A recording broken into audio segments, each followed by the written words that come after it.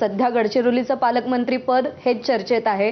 देवेंद्र फडणवीस स्वतः सांगतायत की ते पालकमंत्रीपद घ्यायला आपण तयार आहोत. आज सामनाच्या अग्रलेखातून देवेंद्र फडणवीसांचं त्याच गडचिरोलीवरून कौतुक देखील झालेलं आहे. आज असं वाटतंय की गडचिरोलीचं पालकमंत्रीपद देवेंद्र फडणवीसांकडे असावं. रूल्स ऑफ बिझनेस मध्ये मला आजपर्यंत कुठेही असं झालं नाही की अधिकृतपणे मुख्यमंत्री पालकमंत्री झाले. कारण मुख्यमंत्री हे राज्याचेच पालकमंत्री आहे.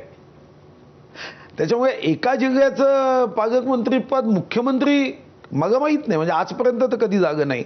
आणि असं शिष्टाचार किंवा रूल्स ऑफ बिझनेसमध्ये मग मला बघावं लागेल. आज मी जाऊन बघतो, पण रूल्स ऑफ बिझनेसमध्ये मुख्यमंत्री पालकमंत्री आजपर्यंत झाले नाही.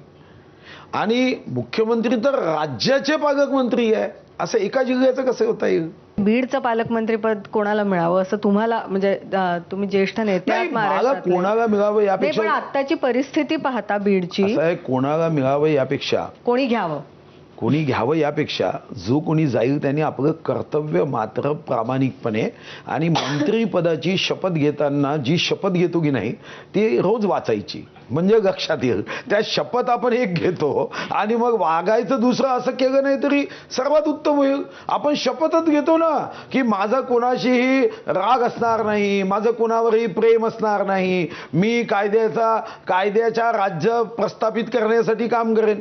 ती शपथ ही फक्त मंत्री व्हायसाठी, म्हणजे काय ती सीडी आहे का की मंत्री होण्यासाठी शपथ घ्यायची आणि मंत्री झाल्यानंतर तो कागद फाडून टाकायचा, मनातही ठेवायचा नाही, डोक्यामध्ये सुद्धा कुठेही ती फाईलच ठेवायची नाही, असं थोडी आहे. पण जो कोणी होईल त्यांनी फक्त ती शपथ रोज वाचायची, संपला विषय. नाही, पण इतके आरोप होत असताना तुम्हाला काय वाटतं की आता धनंजय मुंडेंवर इतके आरोप होतात? मी पुन्हा एकदा सांगतो,